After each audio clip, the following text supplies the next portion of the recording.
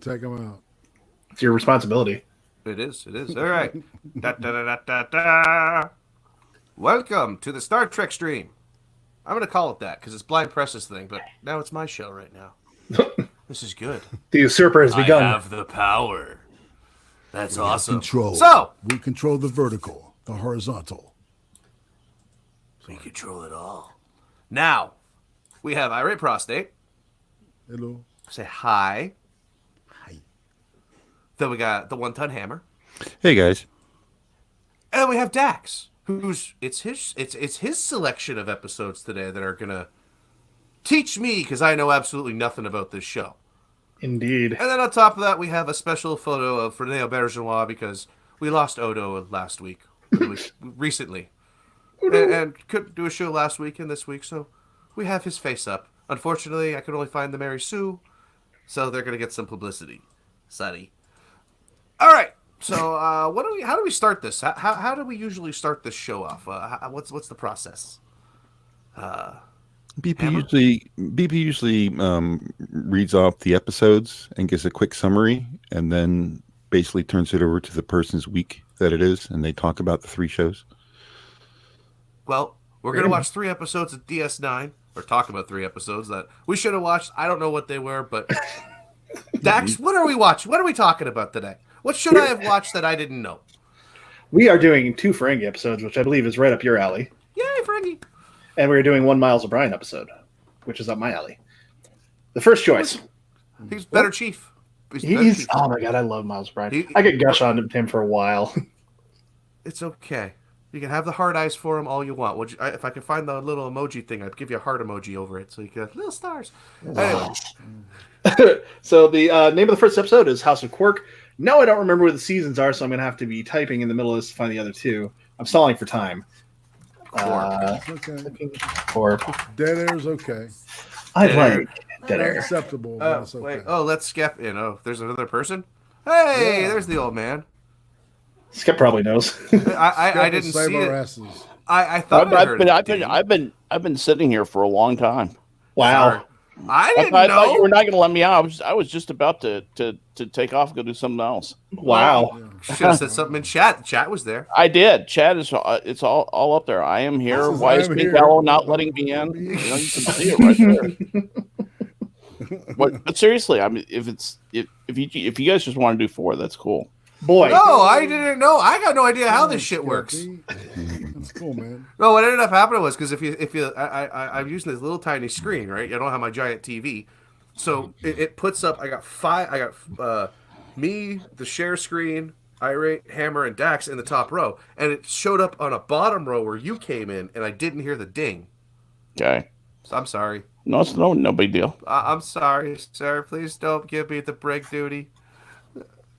Oh, okay. You got to clean the captain's log, if you know what I mean. Flashbacks. So I stalled enough to get the second episode's season number. So the second episode is a connector episode because I am a sucker for recurring characters. And it's called Looking for Parmok in All the Wrong Places. And that comes in season 5, episode 3. And now I'm stalling for time just real quick.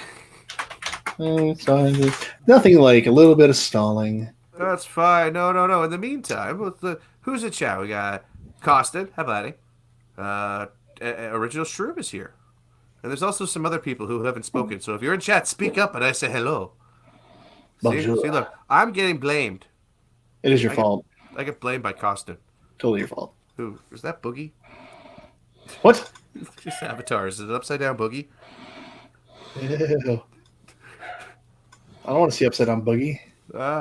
Speaking of it, that's interesting. There's going to be a first. Let's jump. Well, you're waiting there. Oh, I got it. We can go more Dead Space. Let's do it. Star Wars debate between Boogie and Dick Masterson. This won't end well. It happened. Did it? Andy Signor had it on Popcorn Planet last week. Oh my god, I feel bad for everybody who had to watch or listen. The topic. Oh, they're very, very talented YouTubers, and I respect them highly. I like them all. I'm kissing their asses because I don't want to be hit for bullying anyone. Hashtag not bullying. Well, Not we all bullying. enjoy Hashtag chiclets. not It's bullying. okay. Chiclets are a delicious, delicious treat. What were they It's like debating? weird teeth. Whether the Mandalorian is good for Star Wars or not. It's fantastic for Star Wars. What is this a debate about? Oh, Dick had some interesting points. Of course he's against it, isn't he? Well, he what did he call it? He called it remember the pacifier? With Yeah. Vin Diesel? The pacifier in space.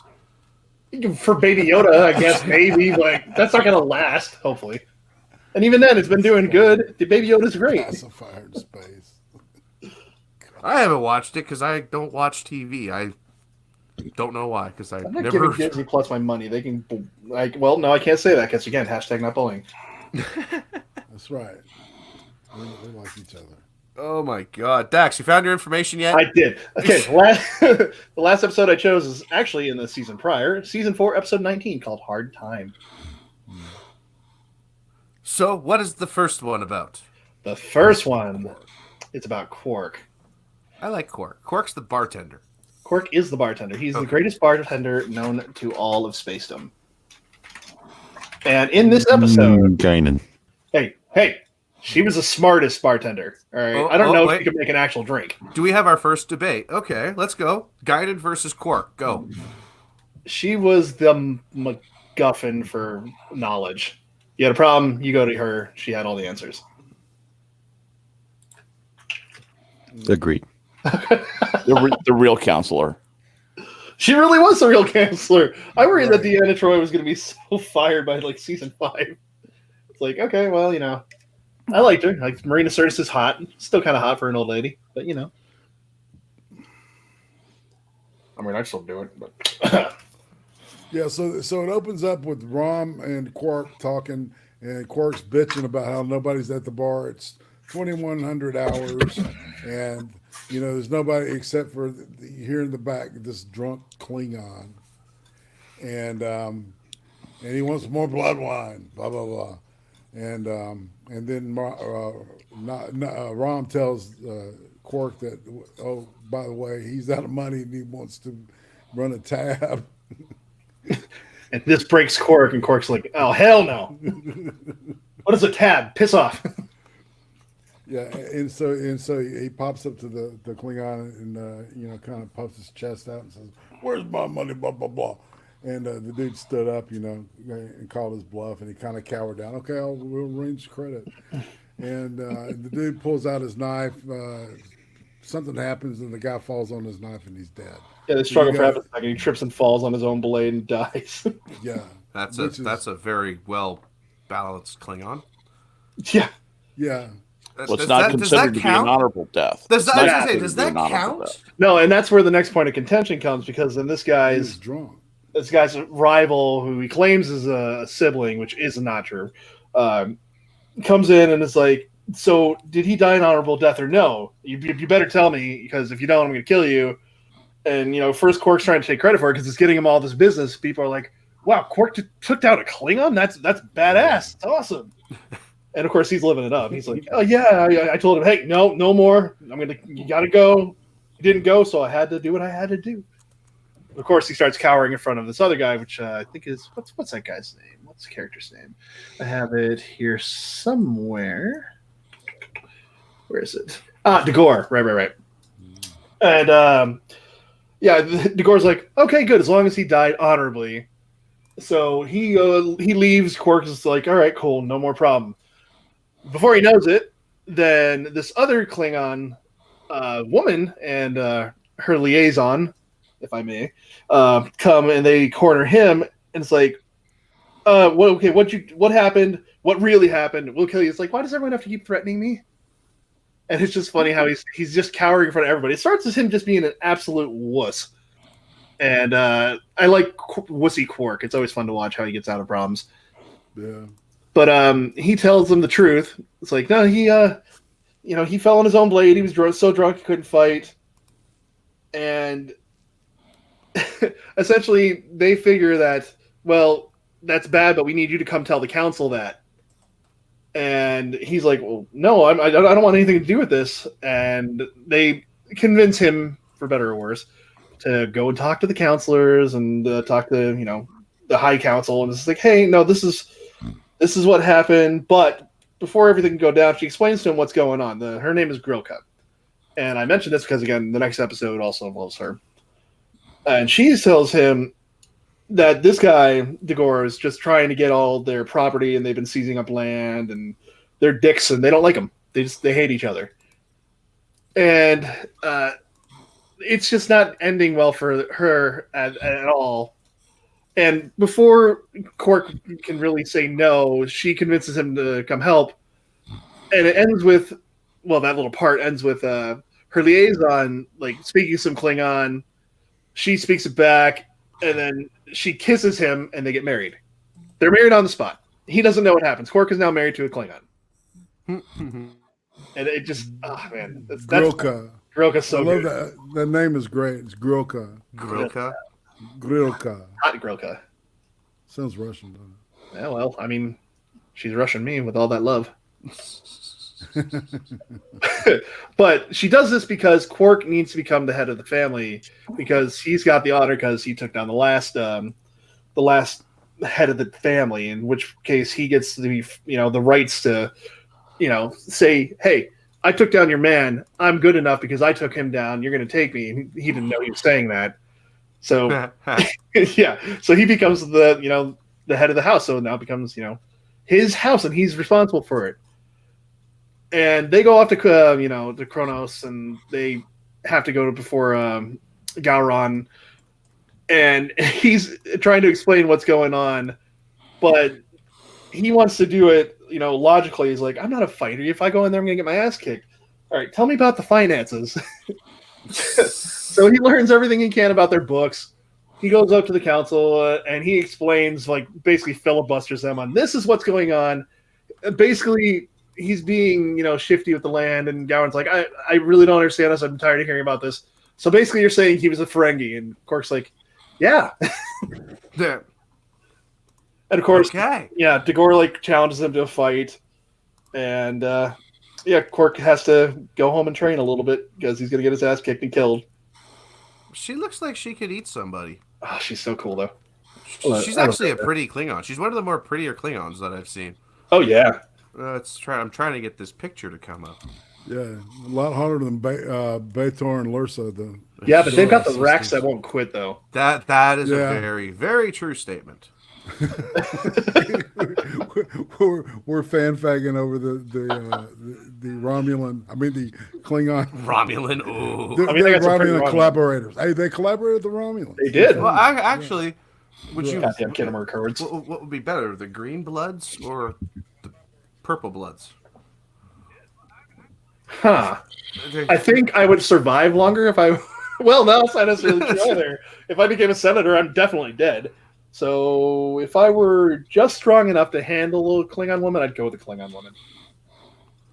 If you're A strong, Klingon woman would be more predictable. Yeah, you could get around it. you Yeah. get heavier respect from a Klingon from the Klingons. Hey, you just got to break a couple of their bones during sex, and you're good. Zombie Teddy says Klingon boobies is a danger almost worth tasting. No, it is worth tasting. I would parmock the crap out of that. Yeah. I What can it- taste the blood wine. I will taste Give me whatever that she gives me. breast. Just give me the blood milk. Give me that blood milk. This is Weird. degenerating quite quickly. Yeah. But I suppose I should mention this subplot because there's also a subplot not involving Quark or Groko, all that. It ironically ties back to the O'Briens. In this episode, Keiko's got nobody left to teach. All the Bajorans have gone home off the station, and the only kids left are Nog and Jake. And he's like, well, that's not a school, so I close it down, and I'm going to sit around and do nothing now because I moved out here for you, and yada, yada. Guilt tripping him without guilt tripping him. And O'Brien, he's like, oh, I got to get her stuff to do because this is ridiculous. She's losing her mind.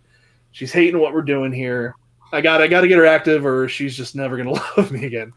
And she ends up getting this botanical thing on board or whatever, but it's not enough for her. So she's too exploratory. Keiko loves being out there and doing stuff. So he goes up to Cisco and he's like, yeah, I kind of need a favor. And so that's why they got the botanical thing, but he realizes it's even worse than that. So he tells her, hey, they got this expedition on Bajor. Why don't you take Molly and you guys go have fun? And of course she ditches him at the first chance. He goes and does that. I like him. I'm not sure how I feel about Keiko after everything is said and done. 6-month agrobiology expedition. Yes. I'll lie. I'll tell you. I'm cheating. I'm using the fandom to try and keep up. It's fine. I mean, it's cool. If you got questions, please. Sound why? I've got Memory Alpha open too, just to each episode, just to refresh myself. I'm sure they've got more points than I'm definitely missing stuff, which makes it like why I love it so much. No, man, you're doing great. You're doing great. I love Quark. I just everything he does is almost always interesting. There's very few times he'll show up on a screen where I'm not like, hell yeah, Quark's on. Because he's a fun Ferengi. He's an atypical Ferengi that's anything but typical, if that makes sense. That's why I was saying earlier. I'm like, I enjoy the Ferengi episodes. That's like DS9. The only thing I liked, really. Oof, yeah. That's a bold claim. That's really it. Like I, like the every time I would see it, like it's actually in Star Trek, in Next Generation, for instance, also, and all of them, the Ferengi episodes have been my favorite. It's more like there's like all these different individual characters, and all of their stories are intertwining. Whereas with just with Next Generation, you know, you're focusing primarily, you know, on Picard and Riker, you know, Data and Geordi, you know, or whoever, right? There's always a rotator, but you know, it's either one of the, you know, one of that kind of that small, you know, concentration. Whereas we've got like, you know, 6 or 7 different characters, and there's individual stories that have arcs, and then there's the overreaching arc of the Dominion thing. And then there's the one about the, you know, about the whole prophets and the power race at the end and everything. I still don't know how I feel about that. I mean, we'll eventually talk about it, I'm sure, but Cisco and the whole I am the next iteration sort of thing, I'm just like, okay. Yeah, it is what it is. The rest of it's fantastic, though. I love the wartime stuff. It's just great to see what a Federation would, what they would do when they're backed into a corner like this. Like, how do we respond to a threat? I mean, we are a military, but we're not that kind of military. And just fighting an overwhelming threat that wasn't the Borg is just fascinating. Mm. And remember, this is the only show where most of the stuff happens in like 1 or 2 central locations, and yet they've made an entire series out of it. Exactly. Zombie I'm a fan myself. Good. I've only seen a few episodes of Star Trek Space Station version. And he didn't sleep in a marble bowl. Was it a marble bowl? I thought he had a bucket. Didn't he sleep in a bucket? Hammer? Yes. Do you know? Odo slept in a bucket, yes.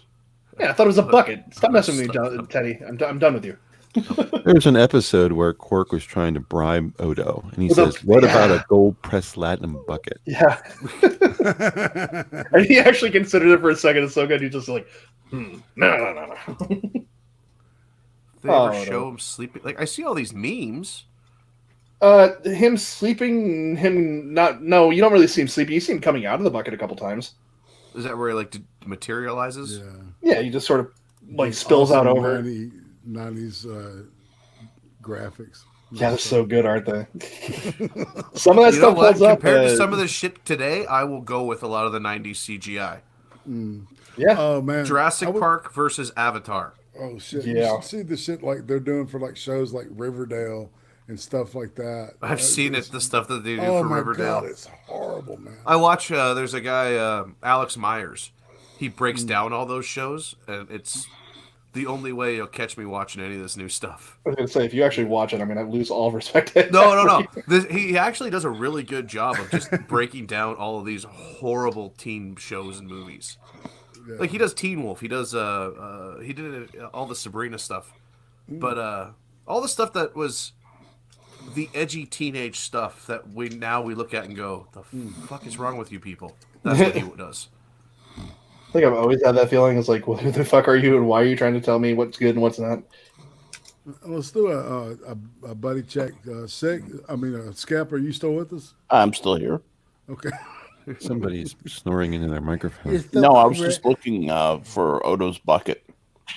There's a lot of pictures of Odo's bucket online. No, see, I'm the one who falls asleep on stream. If y'all have heard me snore on stream before, I don't know if I snore because I don't get yelled at. I get yelled at. It's the only reason I know. I actually wake myself up snoring now. I didn't used to do that, but now that I'm aware I snore, I'm just like, oh wait, it was me. I found one of Odo in a. Let's see here. Come on. In a onesie, that'd be hot. No. Where is it? This one. So do we finish the? Are we done? Yeah. Are we done with We're very close. We're very close. Let's just finish this one up, and then we can gab some more. So he's being challenged to the fight by Dagor, duel to the death, and everyone thinks Quark's gonna run. In fact, he's gonna run, and of course, he can't do that to her. He's grown to like her. I don't think love is a proper term for what they feel, but he definitely feels something for her. Feels kind of bad. Well, he wants to tap that ass too. He did want to tap that ass something fierce. Yeah. And that's definitely evident by the second episode of the Connecting Points, which we can get to when we get to it. But so he shows up, and they ready their weapons, and Quark throws his on the ground. He's like, you know what? Go ahead, kill me. Because this is just an execution anyway. I don't have a chance of winning. And Dagor's about to swing, and Gowron's like, what the hell are you doing? He's like, but the dirty Ferengi's like, you don't kill unarmed men, weaker opponent like that. That's just that. No, we're not doing that. So he basically tells him, get the hell out. You're banished. Your house is gone.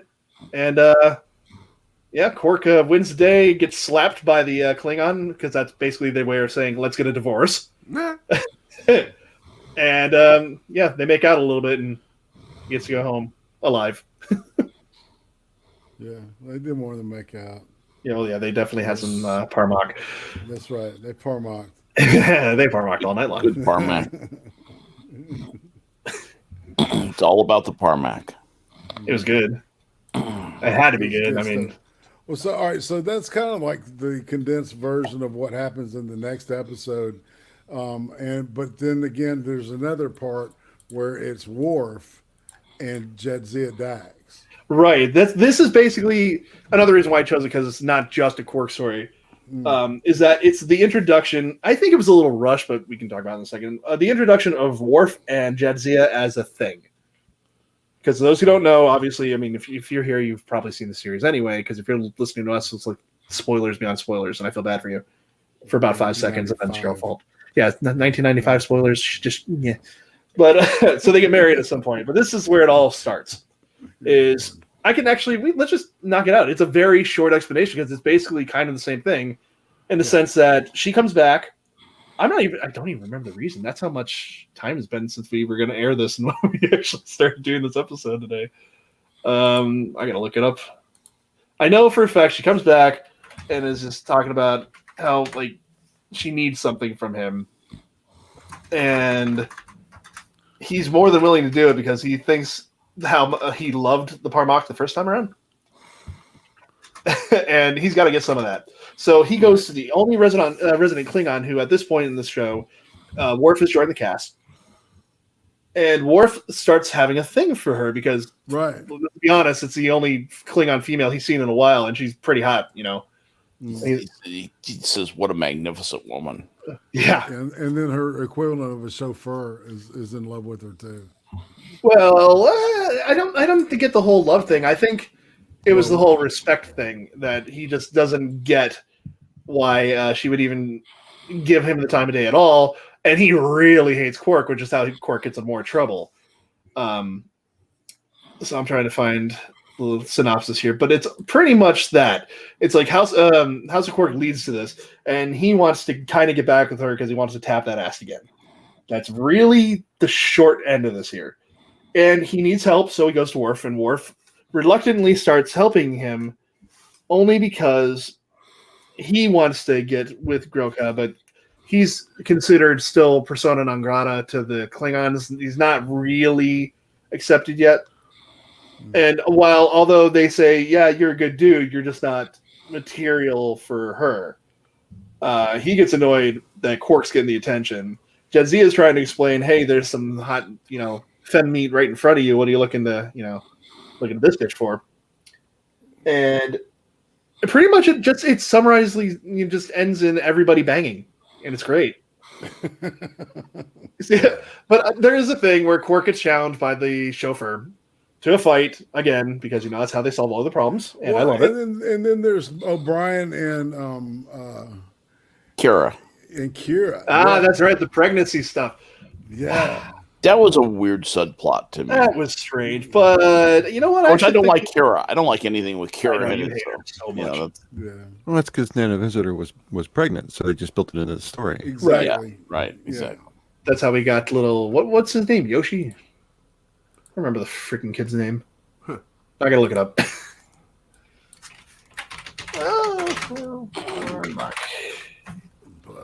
You guys are learning just as much as me. That's great. I don't feel so stupid. I just don't remember the little things. Like the kids never mattered to me. The only thing that they had one Molly heavy episode, and that's about it. I'd consider that because the actress who plays adult Molly is kind of hot, but it's not worth it. What's the name of the kid? I don't think they named the kid here, so I'm not going to look that up because I don't care. I'm too lazy for that. Oh. Suffice to say, something like that. It's a boy, I remember. Oh, that one, yeah. Yeah, so she is pregnant with O'Brien's kid because they had to put it somewhere during this accident. So they basically... Didn't they transport it from Keiko to her? Or am I being silly? No, I think they did it in vitro. Was it in vitro? Yeah, maybe. Yeah. Okay, now I kind of want to look transportation in vitro. What? Now I gotta look it up. I don't want to get that wrong.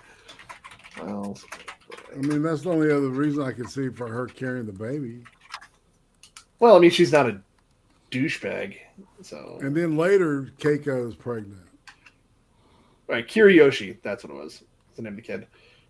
Keiko's injured during a mission to the Gamma Quadrant. And where is it? I just want to just put it down. Okay. So, I'm just going to read straight from the fandom because they say it better than I could.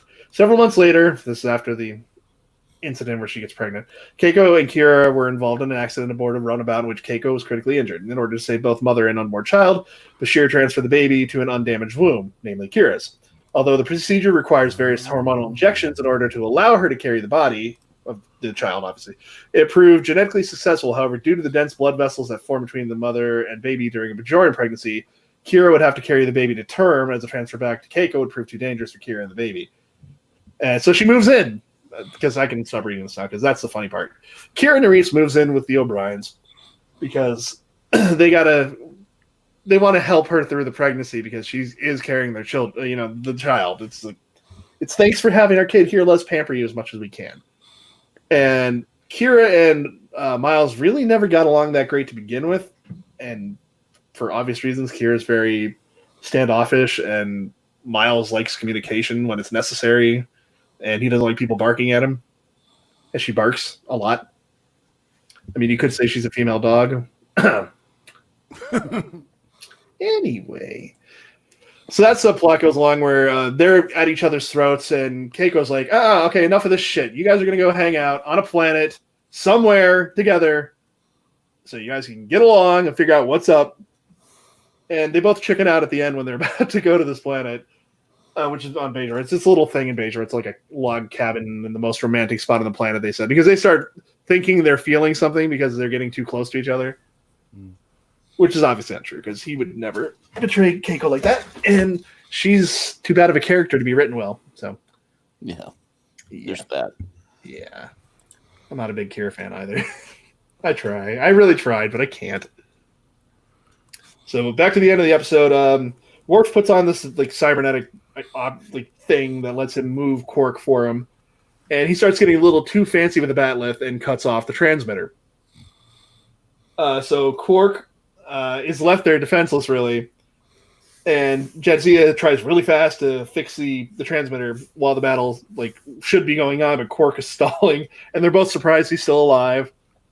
And he's stalling. Is like, well, this is all Klingon tradition, but what about my traditions? They're like, the suitor's like, whatever his name is. He's like, we don't care about your stuff, and he's like, bull crap. If I got to put up with your crap, you got to put up with my crap. Right. And he starts reading or making up poetry and of course they turn the device back on. And he's like, you know what? Screw the poetry. Let's get back to this. And of course, with Worf's skill, they disarm him, and instead of killing him, he gives the choice up to Grilka, and Grilka's like, you fought well, but get the hell out of my stuff. You're not good enough to be my bodyguard. And then, go ahead. I got one note about the batless scene. In high definition, it's highly noticeable that the batless are made out of wood. Yeah. Yeah. It's wonderful wood batlet, but they were made cool. better shit than that, man, out of wood. It's probably Armin's request, because I doubt he really wanted to stand there with even remotely metal. Yeah, they wouldn't use real metal. You know what I'm saying?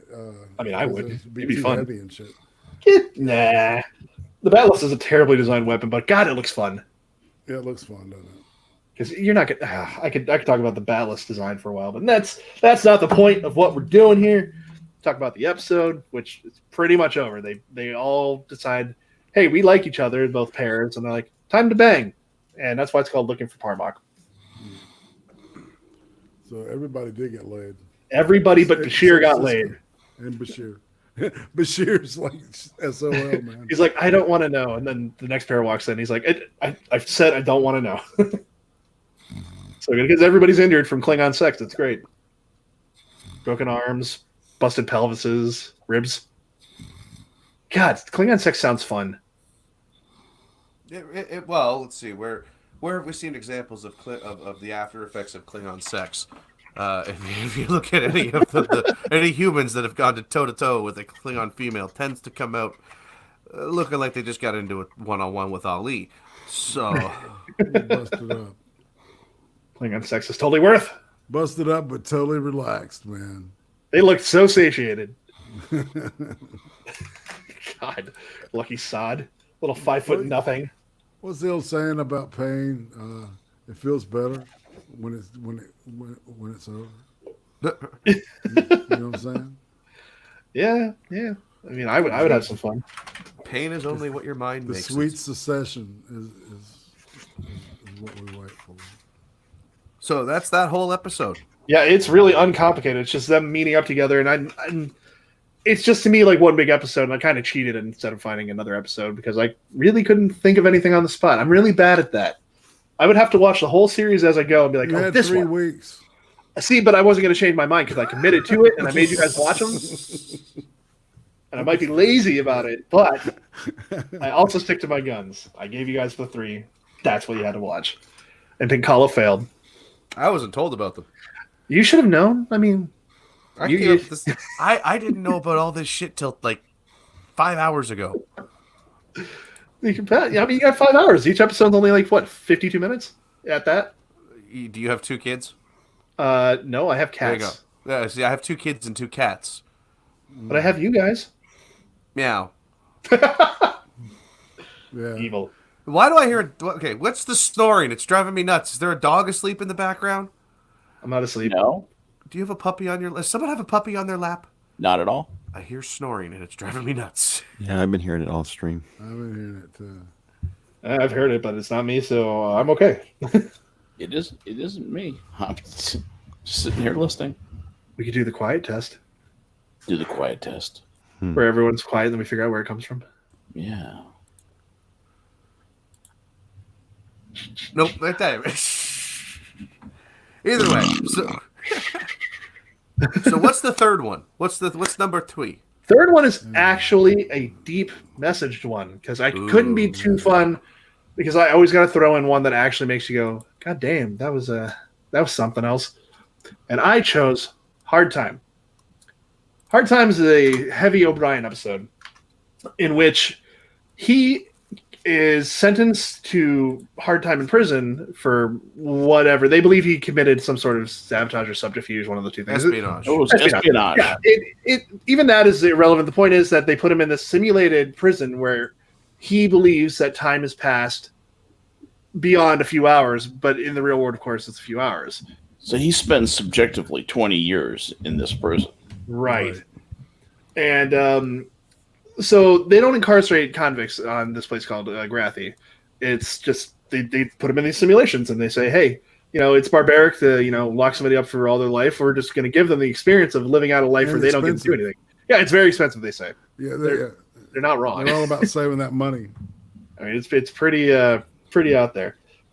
Suffice to say, you don't at the beginning of the episode, you don't get to see much of that world. You get to know that he was in prison. It sucked. He grew a beard, and Kira came to get him. Can I point out one thing about the aliens? You may. They look like somebody just slapped a fucking clump of clay on their foreheads and just painted them like kind of a greenish gray. You think Grathi look like crap? Let's be honest. But they're not the important part. That's some of the worst design shit I've ever seen. It was bad. It was the laziest they've ever done. Lazy as fuck. You would think the Bajorans were lazy, but no, even that had more detail. That is true. The Bajorans did have more. Yeah. Yeah, it's pretty sad. Just a little ridge on the nose, man. That's, shit. That's all you need. Yeah, this thing seriously does look like somebody took plaster and slapped it on his face. Yeah, it's pretty bad. Painted it, right? Like, what the dude that's attacking him looks more well done than him. Oh, yeah. They put a lot of time into his cellmate, which we're going to get to. Yeah. Suffice to say, Kira comes to get some. He goes back, and he's trying to reacclimate to a world he's not used to, because for him it's been 20 years. For them it's been 20 hours or whatever it might have been. I can't remember the exact time. Immaterial. So his cellmate's name is Ichar. And he starts showing up on the station, and O'Brien is getting confused. He's like, but he can't be here. And this happens while he's doing normal things. Like Worf and him are playing darts in, Quark's bar, and he sees him off on the, the promenade. He's like, oh, what? He's not supposed to be here. And he says he's okay. This whole thing is him saying, I'm okay. This is okay. I nothing happened to me. Everything was easy. Just I'm good. I don't have to worry about this. Just let me get back to work and I'll be fine. For anybody who knows what a soldier has to go through or a prisoner has to go through, we all know when they say, I'm fine, it's usually some heavy BS. Huh. And for him, that comes in the simulation, which he, of course, again, believes is real at first. He's obviously got something under his skin. We don't know at the time what it is. He's more aggressive than he normally was. He's very irritable. And you think, oh, that's just, regular prison stuff. But it seems much more than that. And Bashir tells him, hey, you need to go seek some help. You got to go talk to you're the counselor on board. And he's like, no, the counselor doesn't know dick. I ain't doing it. And at some point, he's at Quark's alone because everybody don't want to talk to him because he gets really angry at some point. And he attacks Quark for not getting his ale fast enough. That's this one. Let me look at this stream real quick. Yes, exactly it. Pins him down, hurts him. And it's just not like O'Brien. He's always been, up for a fight, but he's a never verbal been. asshole, not a physical asshole. Right. He's Irish. He's yeah, exactly. Yeah. So Cisco tells him that, he's relieved of duty, you're on medical leave, go talk to your counselor because we're not doing this. I trust you when you're at your best, and you're nowhere near that. So he goes to Bashir and is like, you told him that I wasn't going, and I don't want to be talked to about this. I want to be left alone. I'm fine. I don't need this crap. And Bashir's like, well, obviously you kind of do. So he leaves again, and he sees Ichar, and who is at this point telling him, hey, you need to go get some help. And we start getting little bits throughout the episode of how him and this character Ichar in prison have become as close to best friends as you can. They live in this small little dirt floor room with really like next to nothing to eat, very little water. You're told when to sleep. And Ichar was trying to help him get through it by, teaching, hey, just, clear your mind, draw these things in the sand. You get really good at doing these patterns, and your brain will like help you pass the time, and it'll keep you sane and logical, and it'll be fine. Knit Of course, the sweater. Yeah, knit the sweater precisely. It's their version of knitting the sweater. And at some point, because this is where you start to understand why O'Brien is so fucked up at this point. Because just there's no other word for it. He's messed up. Right. And he, at some point in the simulation, him and HR, they're talking about how they're not getting fed. And later that night, he sees HR go to this little hidey hole that he has in the room somewhere. And apparently, he had been storing some food. And O'Brien goes nuts, and they have a little skirmish, and O'Brien accidentally kills him. He kills him. And it turns out that HR had been saving enough food, because they'd been sharing anyway, but he saved enough food that they were going to be able to eat well because they weren't getting any food lately. They literally had stopped giving them food. And HR was going to share, and O'Brien killed him. Albeit on accident, he doesn't, he's not that guy. That's not O'Brien. He doesn't just kill, And he starts beating himself up over and over in his head, and that's where this whole thing has been coming from. They asked, "Hey, how did you survive in there? That must have been rough. Were you alone?" He's like, "Yeah, there's no one else." He was lying the entire episode that there was no one else, even though technically speaking, there was no one else.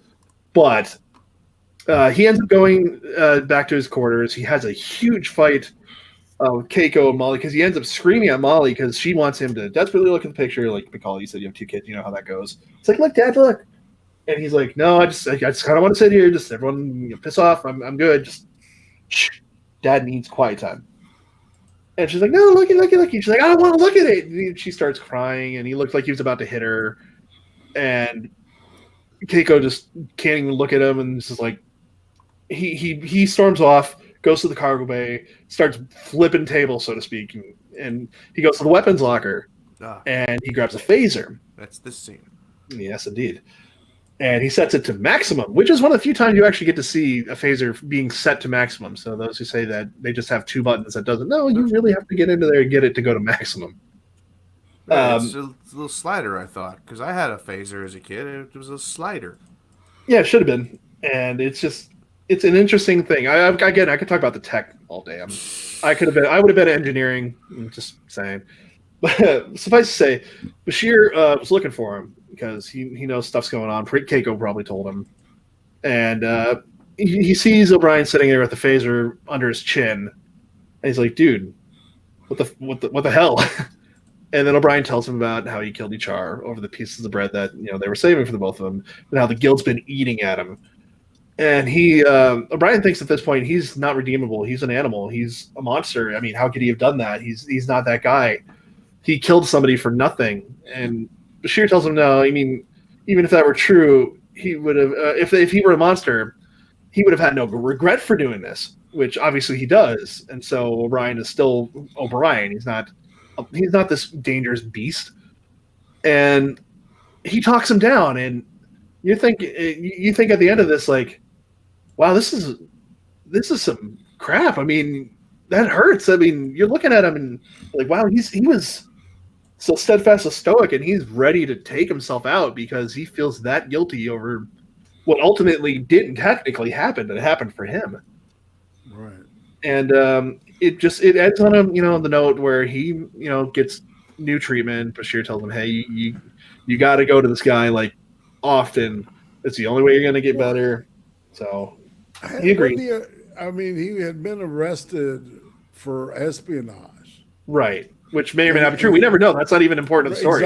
Exactly, man. We never find that out, and I love that. Well, he makes the comment that he had been asking questions about some of their technology. Right. And to them, that might have been espionage. Yeah, exactly. For all we know, he could have done something they consider espionage, but... He may have been really spying, too. But do they ever show any of that pre-story? No. So you just hear that's what it was. You never actually experience or learn. One gigantic character piece that takes place over the course of a couple of different sets, and it's fantastic. And it makes you think about it. It's like, wow, I mean, you hear stories sometimes of these prisoners who did what they had to do to survive and whatnot, and in this circumstance, in his head, he thinks that he murdered this guy, even though, again, if you're watching the fight, you realize it was an accident. He just lost it for a second, and they were, he was hitting him. I mean, he was the aggressive person there, but he didn't. I don't think he would have taken it to killing him if he could have prevented himself from doing it. But again, that makes you think: was this a much better way of handling incarceration? Because they made him feel like he did this. I mean, no matter what he might have done or had thought to do, they put him in a jail in a simulation, and they let it go out to the point where he murdered another inmate. I mean, is that a crime to them? Would they have held on to him longer if Kira hadn't done that? I mean, it makes you wonder how much stronger it would have been against him if he hadn't gotten out when he did, and if he didn't have the friends that he has. Yeah, that's also the after effects. Yeah. Mm-hmm.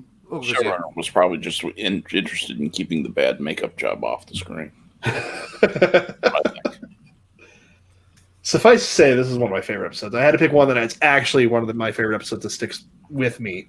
And every once in a while, you think that you did something so bad or that things aren't going so well. You look at this like, damn, dude, somebody who's a family man, he's the every guy, and he has this problem, and he doesn't think he can fix it. And he's an engineer. That's what he does. He fixes things, but he can't fix himself. And then at the end, the walk away scene with the dude, he says goodbye to the ghost, and the ghost walks off. Kind of, sort of. That's actually how it's described. That's, yeah, kind of. He tells him, be well, and then he disappears. And it's just, it's something else, man. That episode really messes with you. That's got to carry with the character, though. And the thing is, do they show any change of sorts with O'Brien? He seems much more the character. I mean, Cole Meany does a really good job with O'Brien. You can see when they talk about like incarceration, whenever he's like in prison or in a force field or whatever, where he can't get out, he seems much more tense than he did on The Next Generation or the earlier seasons of Deep Space Nine. So maybe they didn't write it that way, but he definitely puts a little more spin on it that you would notice if you were a big O'Brienite. It's like, oh, he looks much more pissed off and uncomfortable than he would have been normally. All right. Well, let's see here. We got 10 minutes to go. And let's see here. Who's next for the who's up next in the cycle? I don't know. I got screwed into being like first or second or whatever it was. Yeah, I've done mine. So yeah, Skep did his. So I thought it was Hammer, right? Or no? I guess it's Hammer. Yeah, what's Hammer? It's Hammer's turn. I thought I was the only one left. No, did we not do? I don't think we did all right, did we? I don't know. IP? We did your DS9. All right. But, yeah. Oh, we did. Yeah. What were your episodes? My 3 favorite episodes. Oh, I wasn't here for that. Yeah. I think you guys did that when I wasn't here. Well, crap then. Yeah, I guess you're the last man out. I don't remember doing yours. All right. Did I just? Well, it looks like Irate gets to go again. Irate, do you remember yours or not? Do you remember doing yours? Let me look at. Right, I was gonna say I'm pretty sure I asked Blind. It's got to be in my DMs somewhere. I made the request to go last, so I believe everybody has gone before me. If Dax is just gone, I swear I got. I think I'm in agreement with Hammer, man. I think I want to say. Let's look at this damn thing. And I'll skip. You had Trials and Tribulations, Pale Moonlight, and Stars in Our Eyes. Yeah. Crap. Trying the other ones. I'm looking through the. No, you haven't done yours. All right, you have not done yours. No, yeah, he hasn't done his yet because the DMs. Yeah, Blind Prince did hers first, and then it was Skep, and then it was me. Yeah, and now it's Irate next, and then Hammer. Right, I would have been after Irate, but he was supposed to go. One of you guys had a call out, and then we were like, "Oh, we're going to do this," and somebody else had a call out, so we skipped my. I've been like 2 or 3. Yeah. So all right, well then you'll have to let everybody know what your picks are this week. I will. Yeah, I'll put it in the group DM, and then I'll hit everybody individually. That'd be great. Yeah, works for me. You tell me to watch Star Trek, I'm like, yes, please. It's probably going to be a lot of Garrick. Yes, Yeah. I was hoping you were going to go Garrett. One of the most interesting characters in the whole thing. He is I'll honestly say that up right there now. in my top 5. Yeah, he's a Yeah. fascinating Henry character. Robinson's a great actor. Oh my god. Yeah. I could listen to about him talking about his Taylor stuff and trying to listen into all his little subtleties all day. I would enjoy it. Mm. He could have literally ran the store and we could have watched that series and I would have loved it. All right. Well, to end off and round off, what are your guys' favorite Odo moments? Moments. Well, it's funny because Teddy talked about Odo stuck in the turbo lift with Loxana Troy. And I thought that was extremely humanizing for two people who are technically aliens. Hmm. And they did, they talk about their problems. And for those who don't know, I guess this isn't me picking an episode because this happens over a course of a couple. We all know that Loxana Troy is kind of a horn dog and she wants to bang like everything. At least apparently wants to bang everything. Well, isn't that just the way of His heads? Yeah. Troy's not like that though. No. Nick, Maybe Is an older she, Troy though? would be. I mean, apple don't fall far from the tree. Just thinking. Well, suffice to say, Loxana was like, well, I want to get married again. I want to get married. That's her big thing almost all the time. She's like, I'm going to get married. And yeah, that's the human side. The beta Z side is like, I'm horny as shit. I'm horny as shit. The human side's like, but I have to get married first. But she's pure beta Z though, so Yeah, I'm not she's pure sure beta what Z. you're talking about. she married a human, and that's how we got Deanna. That's yeah. Who was I talking about? You're thinking of Deanna, I think. Yes, I am. Did I say Luxana? Was I talking about Luxana? Yeah, we were Did I talking say about Loxana, and you probably thought we were talking about Deanna. Yes, I thought yes. Okay, there we go. Fixed it. Brain better. All right. Continue. So they get stuck on the they get stuck on the turbo lift, and she's spilling her guts to him, and he doesn't like her much because that's just Odo. He doesn't like talkers. He'd rather listen. He doesn't like being thrown into people's drama. And she knows this and is, teasing because, she can. And that's Loxana Troy to a T. And inevitably they talk about all the crap that, is weighing down on them. And he talks about his not being accepted and afraid that, he can't love like the rest of the people. And she starts telling him, no, you're awesome. She gives him the best pep talk, he could have ever needed. And he did. And it was, again, very humanizing, and I love that moment. The episode itself wasn't amazing, but that point in the episode was great. And no, I don't remember the name of the episode. Sue me. Anybody else got one? Because that was pretty good. Skep, your turn. Oh, there's so many great moments with Odo, but I think the ultimate my ultimate favorite was his ultimate moment when he heads back to his home planet. I don't know how I feel about that. I think about it once in a while. It's just like, was that the right thing to do for the species? Yeah, but was it the right thing to do for Odo? Or was he just feeling that obsessed about being accepted somewhere? At any rate, I thought it opened up his character to a lot of inner feelings and really made the character come alive. So that's probably my favorite moment. Cool. Hammer. Give me a second, I'll be right back. Cheating. Always. All right, how about you, Prostate? What you got? It's interesting. It's like when I think of the character Odo, the very first episode where like he turns into the bird, he's the bird flying and shit. That stuck out to me as being, the graphics at that point in time were impressive to me, right? Right. And so that just stuck out to me, the shapeshifter quality and his suspiciousness, his it's like, yeah, why are you really here? Sorry, the girlfriend had a question. Okay. Just bad timing there. Well, they're talking about Odo turning into a bird. Well, talking about personality and how it evolved and all that. Yeah. I like his frenemy level with Quark. He needed a best friend, and I don't think there's anybody better suited for it. Yeah. Mm-hmm. Like those two are part of the reason why I stayed watching it, even when the episodes weren't that great. It's just that every time they showed up on screen together, I'm like, oh, this is gonna be fun.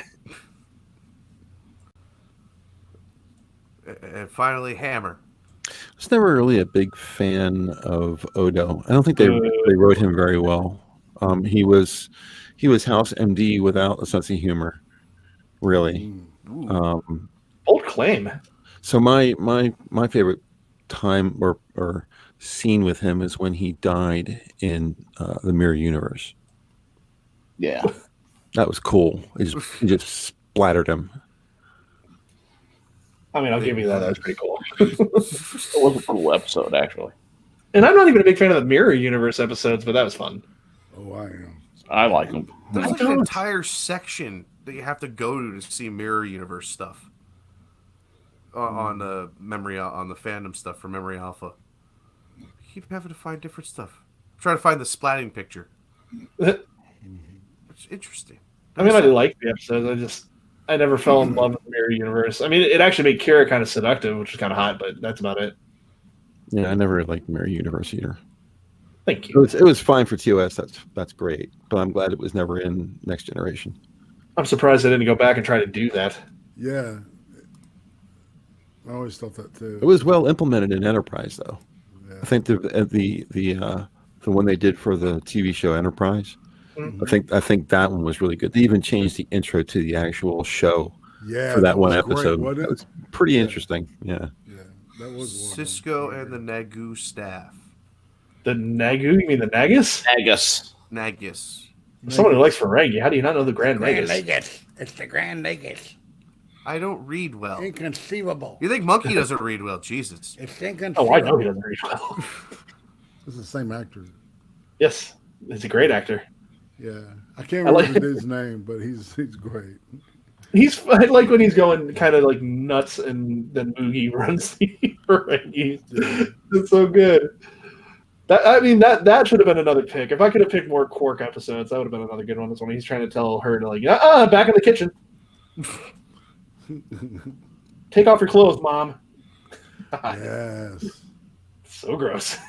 I might just have to go and watch all the Ferengi episodes. It's a thing, dude. Oh my god, It's a thing. it's so fun. I love the episode where they basically became a strike force for a hostage exchange. It's so good.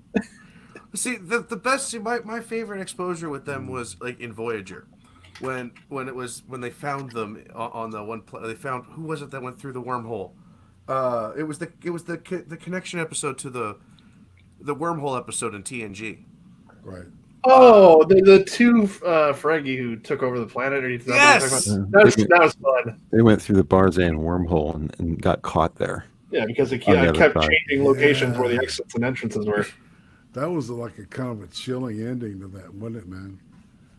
Nobody ever thought they would reference it again. They all thought, oh, well, they're just trapped over there. Nope, Voyager takes it. It's like, here they are. And it was one of the greatest ways that they did, but it was awesome. Yeah, it was like years later, you know. So it's like it was cool. It had a good effect on the human brain. The fans, it wasn't really that many years ahead, though. Like, what would the actual year difference be between them going in and them being in the Delta Quadrant? Maybe 10 5? years? I think it was 5. It wasn't very long. Yeah, because DS9 or Voyager isn't that much behind. Isn't stated that much behind. No, Voyager happens.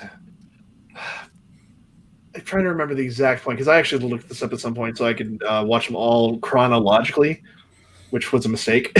Suffice to say, the war with the Dominion happens after all this stuff, so it's still pretty early in Voyager's lifetime that they do this episode. Well, the Maquis still exists because that was the whole point of Voyager. Right, that's why they went to the Badlands, Right. is to put them down. Right. So that means, if you think about it, the Borg really only existed for how long? Well, they were only exposed to the Borg for less than a decade and a half. Yeah, but wouldn't future Janeway at the end of Voyager, wouldn't that have ended the Borg officially? Yeah, well, that's what's theorized anyway. The Borg still exists. Structure's gone. Well, that one structure is gone, and that queen might be dead. We don't know for sure because she seems to die and still come back, as the movie proved. But the Borg, as far as I know, the Borg still exist even now. So they are just a bit of in disarray without their queen. Yeah, what about the freed Borg who live on the that planet on their own? Hugh. Yeah, with Hugh. Yeah. So yeah, the Borg still exists. So the whole idea there is that she was pushed. Kess pushed the Voyager through Borg space, so she didn't spend a lot of time in it. But Borg space is pretty big. Yeah. Thank you, Transwarp. That's the one thing I always wondered. If you destroy the queen, is there a hive of queens? Like I actually want to see more Borg backstory. I want them to just get it down solid so we can stop guessing. Yes, that would be helpful. I just wish they had not changed the Borg. The Yeah, Borg they did a lot of were changing. so ominous when you first meet them that they don't care. There's no remorse. There's no decision. They're just relentless, and they immediately chop their nuts off after that. It's like how they did it with the Terminator in the most recent movies and stuff. They remember when Kyle Reese is talking to her for the first time. He's like, they don't care. They can't be reasoned with. They're not going to sleep. They're not going to eat. They're not going to take time to go bang. They have one mission and one mission alone, to kill you. The Borg were the same. They had one mission and one mission alone: assimilate or get rid of everything that's in the way. Yeah, and then it they became knew all that- about the search for perfection. Right. Well, that was I mean, it's a logical quote unquote one of our goals, quote unquote, from Yeah. the movie. It's Perfection, but you need a queen. How does that work? I have no idea, but I do know that it is 6:00, which means we've been going for an hour. Give me that Borg booty. That ball booty. It's good. And I have shit to do. Everyone else has shit to do. I would love to stay and chat longer, but Blind is still obviously dealing with her friends. If she was down here, I'd have her come down and take over, and you guys should go for another hour. Well, she has a friend. A friend came. I was going to say, her friends are right here. What's going on? Well, Other friends. This is someone she. This is Not allowed to have child other friend. friends. This is like her sister, so it's like, okay, fine, whatever. Okay. Family. Yeah. But We call it IRL stuff in America. What's IRL? I don't have an IRL life. That- I work, I come home, I hang out with you guys. well, geez, I don't know what to do. I know I got to do stuff. I want to stay and talk. Fine. Let's get the hell out of here before we change our mind and start talking about how we think the Borg Queen could have been hotter. Nah, yeah. If you like Skeletor, I said she could have been hotter. I like 7-9. She could have been queen, and I would have said yes, please. my problem with 7 of 9 is you could see what forced her into that shape. Like I've seen Jerry Ryan without all that stuff on it. It's much nicer. Yeah, I know that, but that doesn't stop me from appreciating that shape. The point of 7 of 9 was never to be nice. No. I don't think 7 of 9 was supposed to go in the direction that she went in. Probably not. The actress had a big part in that. They had a con. It's on YouTube. You have to go look it up. But they asked her a lot of questions at a con, and she explained how 7 of 9 was originally written and how she was able to get them to change course a little bit. Her and Kate Mulgrew, because Kate Yeah. Mulgrew hated her. Didn't really hate her. Hated the addition of her. Yeah, it's funny how I think it was just because Kate Mulgrew was like, "Oh no, she's a hotter woman." Because yeah, that's exactly right. just Yeah, well. psycho. I don't know. Kate Mulgrew always kind of was cheese gratery to me. Like Her voice, yeah. good actress sometimes. Like She had her moment. Okay, we're talking too much about this. We're getting off track. We gotta go, and we'll talk about this when we get to Voyager. Yeah. Sounds like a plan. Sounds All good, right. guys. all right. So everyone's back next week, same time as far as I know. Shouldn't be any problems here. Should be no problems for you guys, right? Everyone gonna be here. I'll be Be here. here. Yeah. All right. You're gonna post your 3 when you figure out what they are. Pincalo, you're gonna have to watch it because you know you're gonna be hosting us next week. Probably not. Well, I think you will. No. Yeah. Yeah, I should have my stuff by at least Tuesday or Wednesday. Cool, because I have off Monday, Tuesday. So if it's Tuesday, I'm just gonna binge that All right. before I sleep. I'll try to Usually- get it up. I'll try to get it up Monday. How about that? Usually, what we've been doing for the other stuff is to come up with one that you're sure of right away, so that people have something to watch, and then while everyone's watching that, eventually come up with the other two. So if you have one off the top of your head, that gives us something to look at. Yeah, help us budget our time. But usually it takes a day, so you Yeah. got time. So think it through. And this is back of house stuff, though. We're gonna go now. We love all you peoples. Yeah, see you guys later. Have fun. Tune All in right. next week. Tune in Monday. Tune in tomorrow night for me and Blind on Blind of the Special. And I rate you've got Ghastly on tomorrow, don't you? Ooh. Is that true? All right. Did he leave? All right. Yeah. Tomorrow I will be interviewing a guy named Ghastly of Gulf City fame and Notoriety. notoriety. Yes. We're gonna hang out and have what I call an enhanced discussion. All hail the blue whale. That's right. Crow band to you all. Yes, everybody. Everybody have a great night. Say bye, everybody. All right. Bye, everybody. Everybody. And I think we're